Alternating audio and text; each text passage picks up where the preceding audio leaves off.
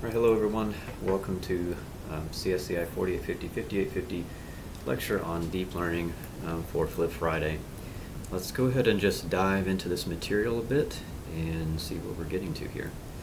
So we've been studying multi-layer networks now, and we know that we have this method, the old name, kind of the generalized delta rule, since it was based off of this technique. It goes all the way back to the 60s where we had delta rule. We could calculate deltas for output units, use them to update weights that were connected to output units.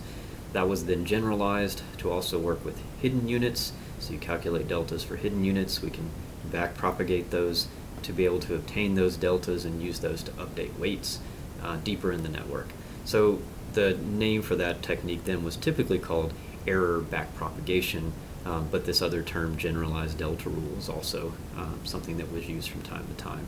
Error backpropagation more or less stuck, but all we're really talking about here in the end is clever applications of the chain rule from calculus, but we needed an algorithmic way to solve it. So this is now a solved problem, sort of mid-80s, and this persisted for about a decade and a half, with people not really making any kind of progress on understanding how to improve on this methodology. So why did we need to improve on this methodology? Well, we know we had a major problem that still remained. Being able to solve complicated nonlinear problems like we've looked at in class, that's a lot of power, and something that you're working on now as part of the lab, especially on the MNIST or CIFAR-10 datasets. Having access to hidden layers and using them effectively allows you to solve these more complex problems better than single-layer networks. However, you do run into the vanishing gradient problem. So if we stack layers deeper and deeper, we would hope that we would be able to use that to sort of obtain more complex functional relationships. The problem with that is that we know that for most of our activation functions, this G prime term is usually a fractional value, and that fractional value ends up being multiplied times the sum of deltas every time you backpropagate through a previous layer, and this ends up being an exponential decay, or a very, very rapid decay, going to zero of all those delta signals. And if deltas go to zero, then no learning happens on these deeper weights, because once a delta is zero, no matter what the activation is on the sending side, you're always taking a product between that activation and the zero. You get no updates for the weights. And people realize then that deep networks, generally speaking, did not help us in any useful way. Now, we did have some tricks to help at least make this a little more effective. We would know that we need to use hyperbolic tangent over sigmoid for those hidden layer units. This is based off the principle that hyperbolic tangent has a minimum down here of -1 and a maximum of 1, which is different from the sigmoid, which is between 0 and 1. If sigmoid units turn off, then they produce an activation of 0. They turn on, of course, it's an activation value of 1. Hyperbolic tangent turn on with a value of 1, but when they turn off, it becomes a -1. Why is that important? Well, because we know if we produce activations of 0, then that also affects the learning process. Even if you could get a delta back to these deep layers that had some magnitude to it, you'd be multiplying sometimes times activations that have turned these units off. That'd be 0 on the sending side times some delta. And so this just means that some of those deltas, even if they could make it back, were not being used. However, if you do swap in hyperbolic tangent for those units that are turned off, it would be a -1 at that location. So if that delta has any magnitude at all, you'd multiply that -1 times that value on the sending side times the delta on the receiving side, and you'd be able to update that weight. So at least hyperbolic tangent helped a little bit and is preferred. We've already been over that a little bit, but that just means that historically speaking, for about 20 years, that's from 86 all the way through mid-2000s, people basically just stuck with the wider is better strategy.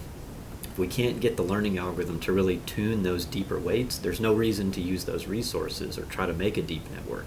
Shallow networks were the main way that people use neural nets. And so we had the idea that wider might be better. And there's some reason to believe that that's helpful, because we already know from some things we've looked at before that when you project from a low dimensional space up to a very high dimensional space, it makes it easier. You expose potential boundaries between the data points, which you can then find when you use the output layer neurons. So there is some idea that this is just maybe the way that you have to solve it. But it seems like these kinds of networks have problems. They get stuck in local minima quite often, and that means that they're limited in utility. Finding the good set of weights, or the real good solution to the problem, even something as simple as the XOR problem that we've observed, isn't likely to happen. So then we have to think, well, what happened? How do we get where we are today? And this is really transitioning, moving into the early 2000s, there were some clues that started to emerge. Basically, if we think about what we want, there are some things that we've sort of set aside for now that we might really want.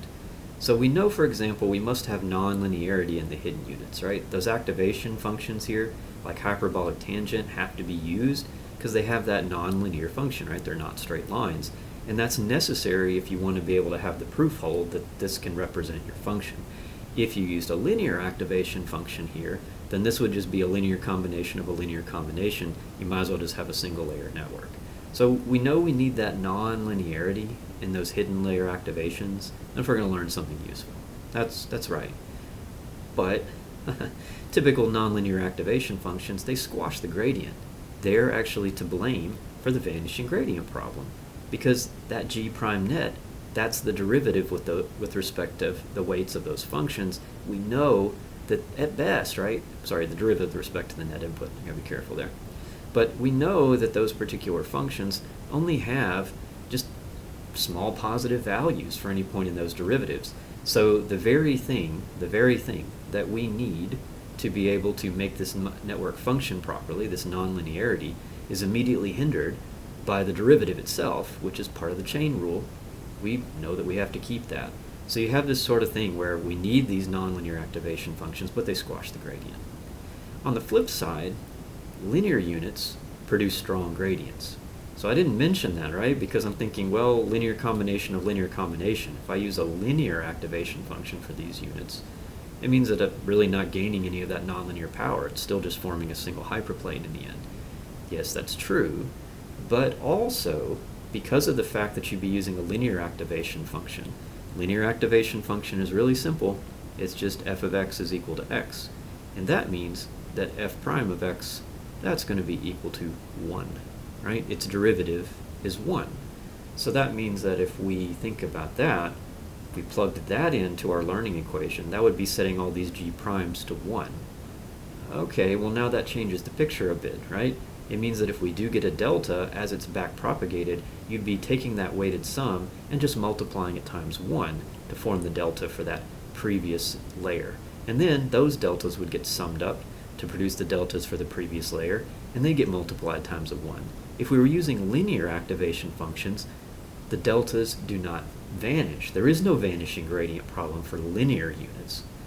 But this is a bit of a chicken and egg problem, right? How do we do this? I mean, if we use linear units, that means you don't get any advantage. We might as well just have a single layer net. But on the other hand, if we use nonlinear units, right, we're going to make the gradient vanish. So the question is whether we can get the best of both worlds.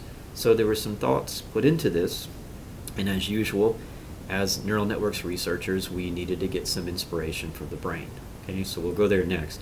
But what do we need, right? What do we need? We need the gradient of a linear unit, something that has a strong gradient propagation so that we get those deltas to pass deep through the network. We also, though, need some nonlinearity, something like hyperbolic tangent or others. It has to have that nonlinear function, or it can't actually form the kinds of things that we're interested in. All right, so if we take those two things into consideration, let's go back to the brain and see how the brain does it a bit. So this was really the insight by Glora-Bordes and Bengio in 2011. They looked back at the brain and started to ask, well, what are the real biophysical properties of neurons? What do they typically do? Well, we actually know that for a certain amount of input, they don't tend to fire, and really it's only once they cross a threshold that they really start to fire. And then they ramp up. As the net input increases, they start to ramp up their firing rate. Of course, it saturates. Biophysically, we can't have the neuron fire faster than a certain rate. But this means that generally it's low on the left, high on the right. Yeah, it's kind of sigmoid-like. It's a little more like a threshold, right, than a real function, but it's still low on the left, high on the right. The critical observation they made, though, was that if you actually look in the brain and see what are the kinds of net inputs that actually get provided, these large magnitude net inputs, you never observe that kind of strength in the electrical signal coming into neurons in the brain. The neurons in the brain don't receive these very strong input currents. They're actually only pretty weak because the neurotransmitter that opens up those channels can't really deliver anything but what's in this little tiny range that we're looking at over here in the red box. So if they can't generate anything outside of this range, then the effective activation function just kind of looks like what's here in this little region. And if you kind of just think about that for a minute, you zoom it in, it's more like it just is a flat line and then it shoots up. And since we're in such a rapid increase during that initial phase, it's almost a straight line.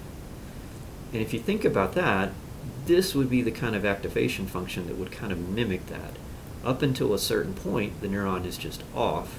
But then once you've crossed a certain amount of net input, we go ahead and decide on making the inflection point at 0 here, it now becomes a linear function. It's just linearly increasing past that point. Just with the assumption that we never actually observe any kinds of signals that are out here in these extreme ranges. They're just going to stay in a reasonable range. So it's a little strange. It also then has a discontinuity here right at this point, which seems also kind of inconsistent with error back propagation. You still have neurons now that will have 0 activations if you plug this in as your activation function. We know that can be trouble, right? Sigmoid units can stifle learning in this way. Maybe these would. Likewise, this little discontinuity, we just have to be careful to make sure that we just, at 0, actually set it to either 0 or 1 for that appropriate set. And in fact, we just make sure, since it's the max of these two, right, you can basically say it's 0 and it's only 1 whenever it crosses past that point. So this seems like it has some interesting properties, but it's also the question, does it really work? And it turns out that actually, yeah, this actually works. So this is what's known as the rectified linear unit, or ReLU activation function. So rather than just y equal to x, it's y equals the max between 0 and x. And for this particular function, as long as the neurons are turned on, they're firing in some way, right? That linear net input is just transferred to the output activation. As long as they're firing, they actually produce a derivative of 1. They can pass back strong deltas. So it has a derivative of 1 for any in the positive domain, and that's as long as the neurons are firing. Now if they're not firing, well then you produce a 0 delta, and you actually close it off. In practice though, this turns out to be a useful trick. Turns out that not all the units turn off. Some of the units turn on, some of them turn off. As long as you have some units in a layer that remain turned on, they pass back a full weighted sum of the deltas from the prior layer. And it's always just a kind of a bit of a gamble in a sense of which units in that layer are going to turn off or on. So the unique combination, as long as it's not too many turning off, should be able to propagate those deltas all the way as far back in the network as we need. They would be ones that are turning on are actually having a strong derivative, and therefore the vanishing gradient problem tends to go away. You do have problems with units turning off, and that stifles learning a little bit, but we hope that the trade-off here is that we can now make a nice deep network that can train on these. And that's what happened. So basically replacing hyperbolic tangent, because remember we're talking about hidden layer units, these are the ones that are deep in the network. We replace their activation function with a ReLU activation function, and in practice now you have made the vanishing gradient problem go away. And now actually ReLU is one of the main standard activation functions used. Hyperbolic tangent hasn't gone away though, okay? So don't just think it's just gone. Turns out we can get hyperbolic tangent back in the game, and usually it's often still used for many useful things. But for now, when we're at this point in history in 2011, this changed a lot of things. For the first time, we could actually start stacking deep layers and start to see different learning performance. In fact, they start to excel over their wide network counterparts. So these types of networks seem to be able to solve that problem. There are some variations of that ReLU activation function that came out. It's still an active area of research, actually, trying to explore new activation functions that have this property where they preserve strong deltas passing back through the network, strong gradients, but then also have just enough nonlinearity to be useful. Because you can think, well, isn't that a linear function? It's not a linear function. It's linear here, but it's not here. There's just a small amount of nonlinearity, just that one little inflection point. So that's enough to allow the network to represent arbitrary decision boundaries, curves, and all kinds of things. As long as you have enough units in your hidden layer, yeah, you can use ReLU and it can implement the function that you need, because it is a nonlinear activation function. But it also happens to be a nonlinear activation function that produces strong gradients when turned on and is therefore useful for learning. But people were worried about this 0 point idea, so they made some changes. So for example, you might do the leaky ReLU. Leaky ReLU is very similar to ReLU, but the idea here is that we do have, of course, this really strong positive response on the positive side, but rather than having it be flat on the left, it's just you decrease the slope, right? It's like 0.1 when it's over here. And you can kind of see that in this little setting, right? The 0.1 is saying that at least while we're negative, right, it's a 0.1 is the derivative, and then on this other side, the derivative is 1. And the idea is that, well, when the unit turns off, it's not fully off, it's actually producing a weak negative activation value, and you do get a little gradient signal there.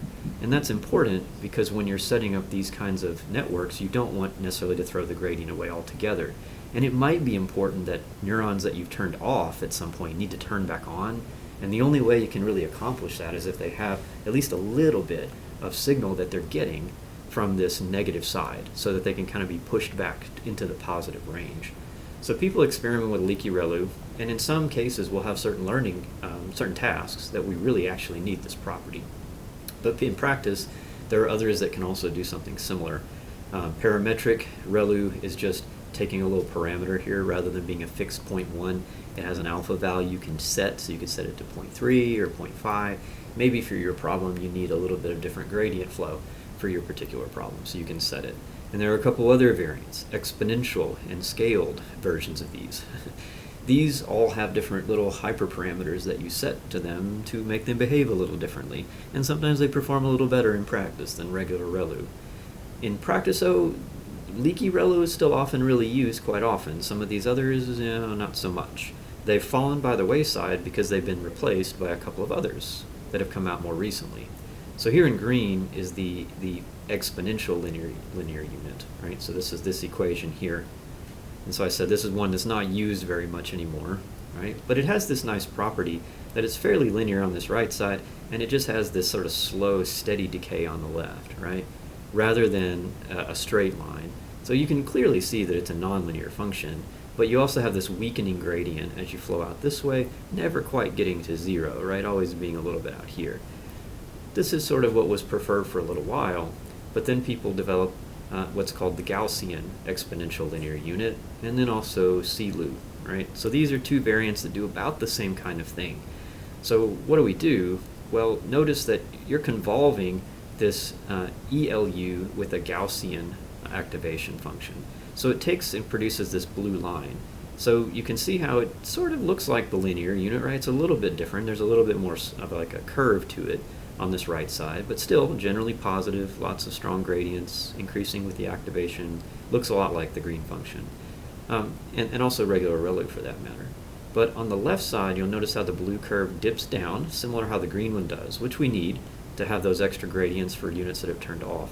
But it also eventually flattens back out on this left side. The intuition here is that units might get driven to turn very, very far off and may take quite a long time to come back and turn back on.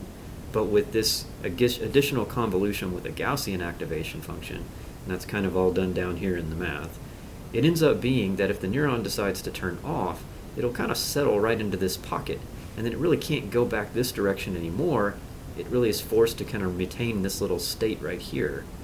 The idea being now that if it needs to turn back on, it's not so far. It can be pushed, its weights can be adapted to push it up over that threshold and then get into the linear regime where it can now start to fire in response to the task, if we need so. There are certain tasks where this kind of turn a neuron back on kind of behavior is useful.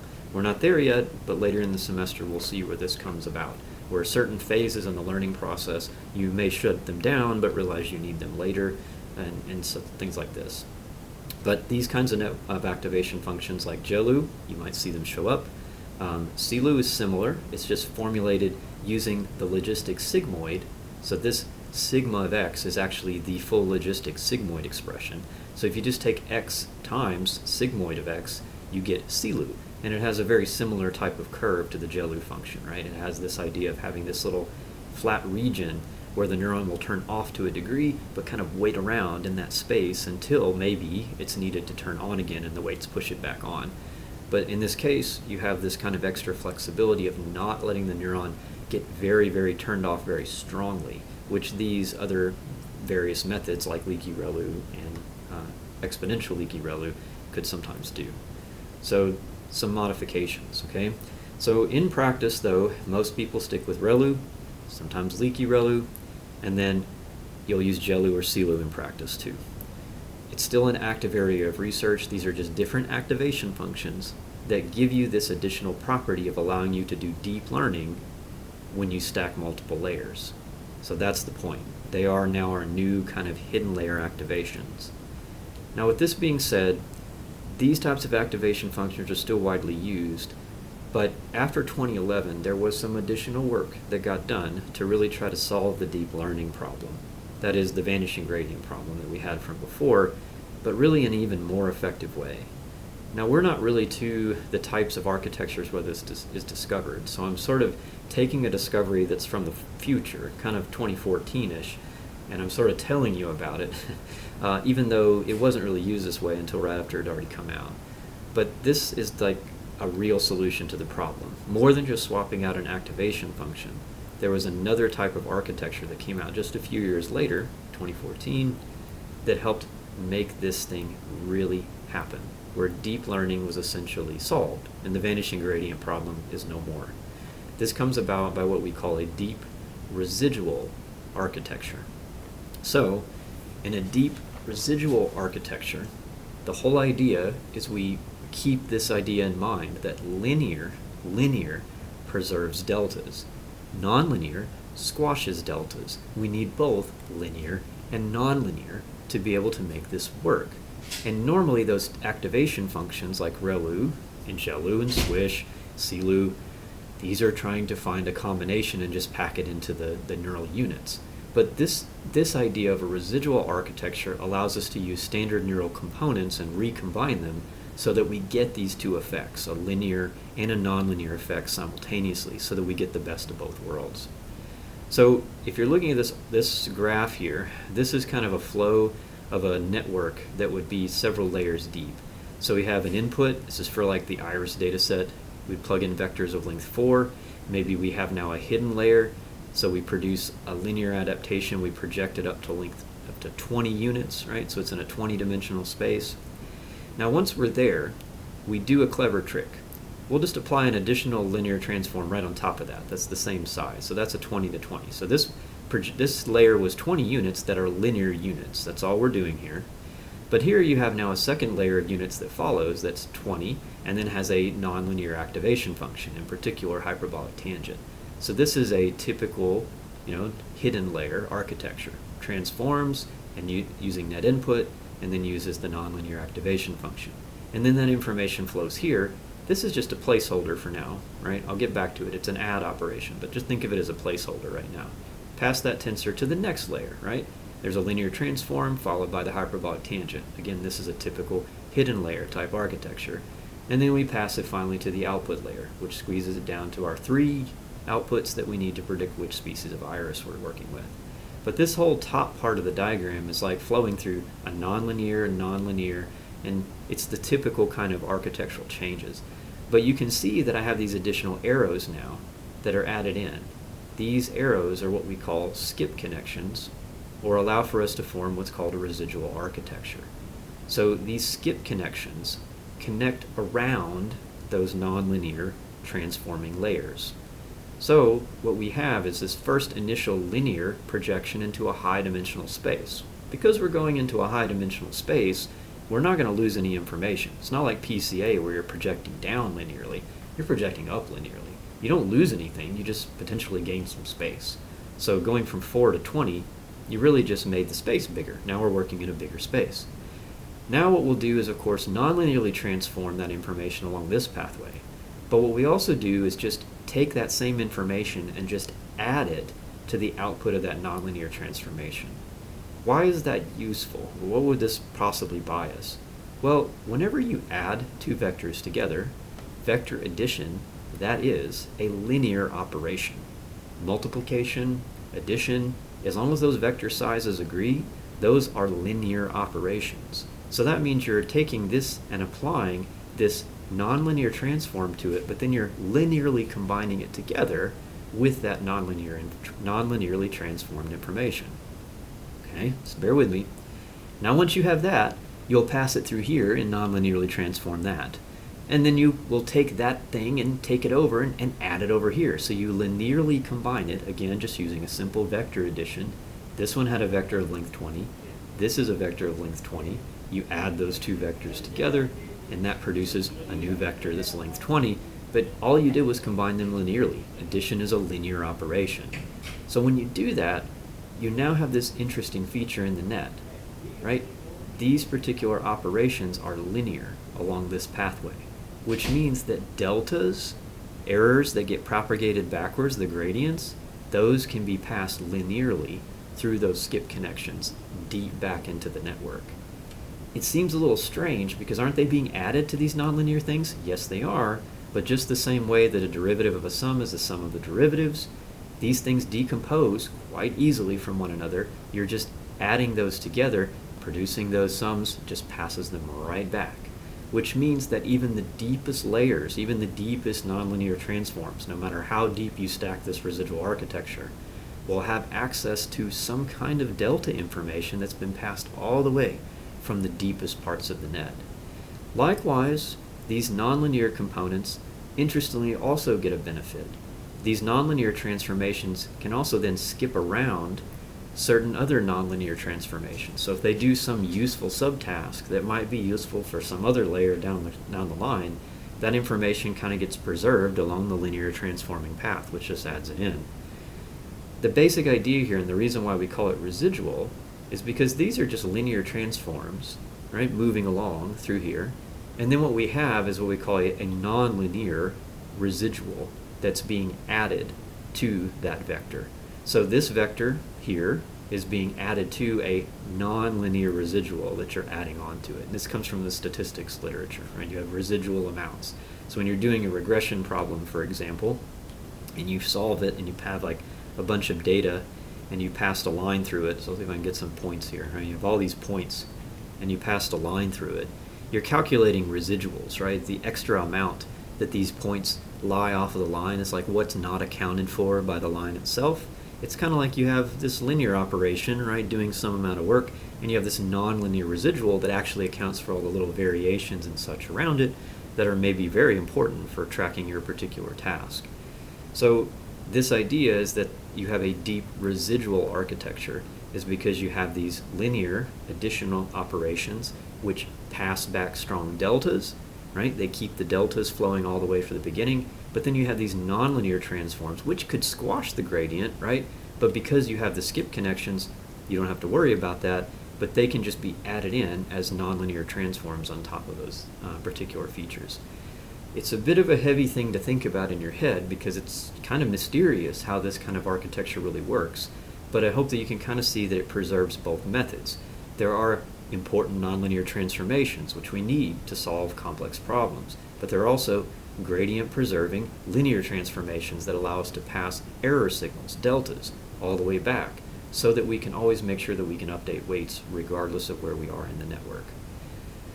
This means that now deep learning can actually be, like, it's solved. This is the way that you solve the deep learning problem. We no longer have to worry about how many layers we stack into our network. If it has a deep residual architecture, regardless of what activation function is chosen here, it can solve it.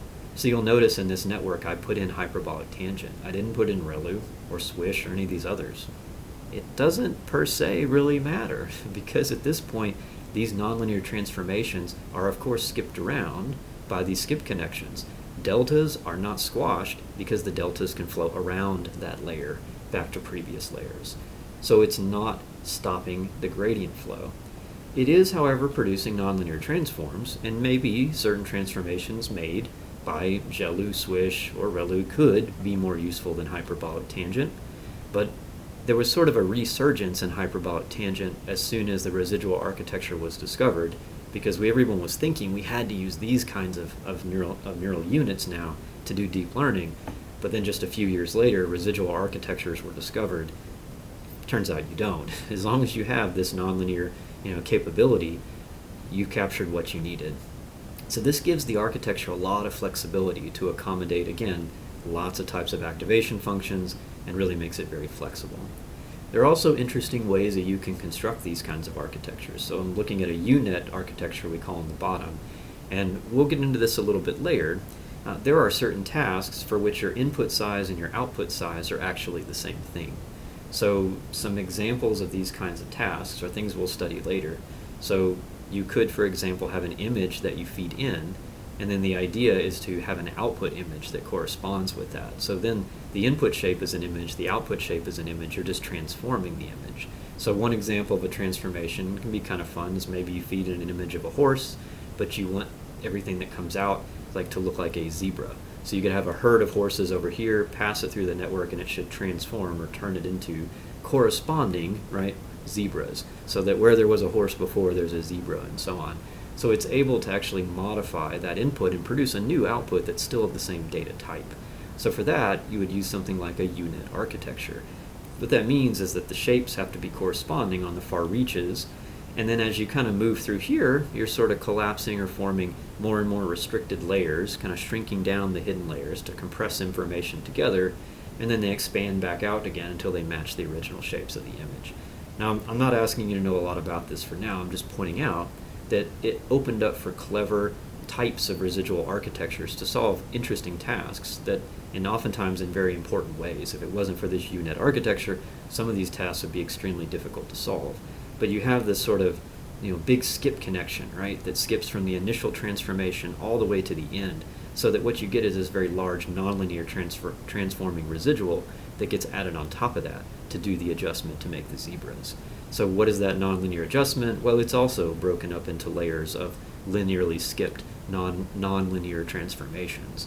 But all of that ends up being something that can help you learn the task, because there's a lot of important gradient flow all the way back through the various layers of the network. All the different layers basically have access to the delta signals from the very end. Likewise, all the downstream layers have access to all the activation signals from the others because they're just being linearly combined with stuff from before. Any kind of linear transformation in the network can basically deal with any other linear transformation or make sense out of it. So as a result, these networks have the ability to kind of form almost submodular-like components. Why is that different from before? Well, remember, if you looked at typical architectures from before and you stack them without these residual connections, this layer sends information to this layer. Once it does, this layer is sort of transformed and tried to make some sense out of the information, but the next layer downstream is stuck with that interpretation. However it's changed it or modified it, it has to move just down the line. So there's always a sequential process, but we know that when we write code, we don't always write things as a sequential process. Sometimes you have to do things in parallel, or you have to use earlier information later, or you may get access to error signals and see down the line, oh, I need to write a function this way, because if I do, it would sort of support interfacing with another thing down the line. So it's a little abstract, and we're not really sure exactly how that happens, but the intuition is that by having skip connections, the network can kind of organize itself, self-organize, into these different kind of submodular components where the exact order of operations and when things need to be made can be decided in a more dynamic manner during the learning process. And so submodules may take responsibility for certain activities, and then that can be reused later on in deeper parts of the network. Likewise, when the errors are coming back and they need to update their signals, it's possible for these layers to kind of see, oh, I can see the deltas coming from here, as well as the deltas coming from here, because they're just linearly combined.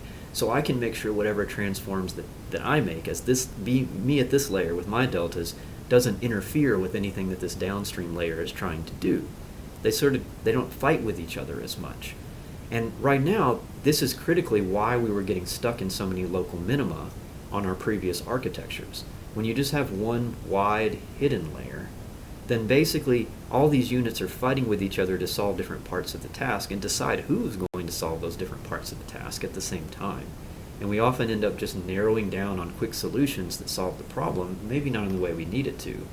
But in this particular kind of architecture, it smooths away a lot of those local minima, because when this layer is trying to do something, this other layer is not trying to cancel it out or do something contradictory, because it can actually see the deltas that other layer downstream is experiencing. Likewise, this layer downstream can see the activations that this one is generating. No matter how far it is, it's just some linear combination of something from before. So it can maybe extract that and screen it out by using its own linear combination, using its net input operations. This means that both the downstream layers can see what the earlier ones are processing, and the earlier layers can see what the downstream layers are experiencing in terms of errors. Both of those two things allow them to self-organize more effectively, and this allows us to find fewer local minima. It actually happens that when you analyze the error surfaces of problems in these regimes, you end up having smoother and easier to optimize functions. You will find that local minimum, the better minimum, faster and easier using this kind of architecture. So other things that I just want to talk about briefly is the use of layer norm. So one issue that does come up is you do notice you're doing a lot of additions of vectors as you move through the network. So if I look at this, right, I end up taking a transform and I add. I take a transform and I add. You can't imagine if I do enough additions, what happens with that? You do start to see that the activations or those values go up in magnitude. That's concerning because if you start to have very large magnitude values, you can actually destabilize learning, right? If you take deltas on the receiving side times activations on the sending side, and the activations are getting larger and larger, you're driving the weights harder and harder, making bigger steps. You may step over the minimum that you actually need to go into. So there is actually a danger that you move too quickly to the place you're trying to go in these types of networks. So to correct for that, we can often use the layer norm approach. Layer norm normalizes vectors as they're flowing through the network. It does this by learning what is an offset as well as a scaling factor for scaling the vectors down to have, basically unit 1 size on average. What that means is that when you do these addition operations and you apply a layer norm, you're kind of canceling out the magnitude effect. This building magnitude doesn't happen. And the important information, which is really the direction of the vectors, right, where they're pointing in this high-dimensional space, because that's more pointing towards the different areas that we're trying to push these different points into, those are still preserved. But exactly where you put the layer norm does kind of matter. What I'm showing you here is what is the most commonly used form, not necessarily always, but it's something known as a pre-layer norm structure. So what we do is we actually insert the layer norm right before the linear and nonlinear components. So this would be our normal layer calculations, right? A linear plus a hyperbolic tangent. Right before that, we apply the layer norm. The idea is that you are normalizing the input coming into the nonlinear transform so that it doesn't treat it as some very large value. From the outside, because linear values don't really care so much, deltas can propagate back just fine, we don't really worry about the jumps on the outside. The important thing is making sure that the neurons in here in these nonlinear transforms are not overwhelmed by that growing signal. Turns out we still like having strong signals, so we pass back strong deltas, but we need to make sure that these nonlinear transformations, the nonlinear residuals, are not overwhelmed by that signal. So we do that by just inserting a layer norm in pre those operations. That's what we call a pre-layer norm architecture. There are other ways to lay this out. There are sometimes architectures that have what I call an intra-layer norm architecture. You do the linear operation, then you do the layer norm, then you do the activation, right? So it's sandwiched in between the two operations. That would be an intra-layer norm type of architecture. You can also do a post-layer norm architecture. You do linear plus the activation function, and then you do the scaling after before you do the add. That would be a post-layer norm architecture. So some modern convolution nets do take advantage of that intra-layer norm architecture and have great success with that. It appears that in their case, it's actually after that linear combination with the prior layer that they do best, and that's just part of how they deal with it. Now on the other hand, this older version of older convnets and transformers, they use the post-layer norm approach. You'll sometimes see this in books and in papers when it was first discovered, but it turns out that the post-layer norm approach, most of the time, ends up not being so good. So in most modern architectures, they're going to use either a pre-layer norm or sometimes an intra-layer norm approach. Very rarely is post-layer norm used. It just turns out that in practice, it doesn't seem to be as effective. I don't have a lot of deep reasons as to why. We just know that it leads to learning instabilities. That is, it seems to be that transformers sometimes end up not really converging when you end up using the post-layer norm architecture, but when you use a pre-layer norm architecture with the transformer, it seems to work. We haven't gotten to the transformer yet, but you'll see this show up down the road. It's just important to see that layer norm does play a role in helping with the deep learning process. It helps ensure that even though we are adding these vectors together in this deep residual architecture, then they get scaled down before the part of the nonlinear transforms, so that your neurons can respond correctly, right? Not update weights in an overwhelming way and jump over your local minima when they're proceeding downhill using the gradient. Those are the intuitions, and that's what we're kind of knowing about these architectures so far. Still ongoing research on understanding exactly all the ins and outs about how that works. Another important change that happened around 2000, we started to see that people started formulating neural networks as computational graphs. And really this has actually changed for all kinds of coding now. So it is typical that you can look at how computations are performing in a neural net. It already has a natural graph-like structure. Even after you look at layer by layer transforms, okay, well you also then have different layers connected to each other, but it ends up forming a graph-like structure, right, of the inputs mapping to the corresponding outputs. And really, all computation kind of follows these kinds of patterns. Even if you have recurrent loops and other things, it's basically a graph. You just might have loops in it or not. But that means that you can treat it as a graph, right? The operations are formed on a graph. Graphs are nice mathematical tools because they can be optimized. That is, we can see which operations need to be performed before others and have a planned order of execution.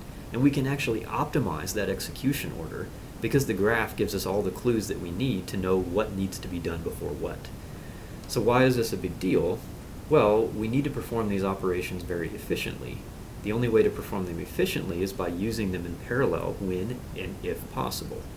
Computational graphs give us the ability to decompose neural networks into their constituent operations as a graph and understand and profile which parts need to be dispatched in parallel and which parts you can't. And those things can then be fed into these parallel architectures highly efficiently. So this was discovered by LeCun et al. In 1998. As they put forward the ideas, this is what we need to be doing. And was also a big part of why we were able to start training deep learning neural networks. So this was also, you notice Bengio also shows up there, right? So Bengio had a part in this computational graph idea, as well as the ReLU activation function. He's now known as one of the grandfathers of artificial intelligence because of these contributions. Jan LeCun is also in that camp. The only other one that I haven't mentioned yet out of the grandfathers, three of them, Jan LeCun, Yoshua Bengio, and then Jeff Hinton. We'll get to some of his work later on, but he was actually part of initially the error backpropagation learning algorithm also. So these are people who kind of contributed a large amount to the current success of deep learning, right? Hinton back with error backpropagation, Bengio for his contributions with ReLU, as well as computational graphs, and LeCun for his computational graphs and convolution networks. So I'm just putting this together to just see, like, we were coming upon nice hardware in the mid-2000s. Gaming started to take off and develop very sophisticated GPUs. Just a few years prior, this type of framework had been developed. It turned out to be the perfect way to organize our software so that we could efficiently dispatch these things on GPUs. And that's why software like TensorFlow and PyTorch emerged based off of these principles, and very quickly supported these types of residual architectures once they started to get created. Right? It sort of caused the boom. We had the theory about both ReLU and residual networks starting out, and now you had this practical software development, right, that changed the way we were using the hardware. And when those two things came together, we could scale up to relatively large data sets very quickly. Also, relatively large data sets were suddenly available because the internet had been around for about a decade at that point. So when you're the real internet, like, where everybody was on and then collecting everyone's data. Because anything that had persisted from the 70s up through the mid-90s, wasn't so much an internet as just a small network, compared to what we're looking at today. But all that considered, this is what it took to get to deep learning. So we're going to spend the next week looking over these residual architectures, building them, and seeing how we can use them to do even better than what we're doing now with our wide networks. So I'll see you in class on Monday.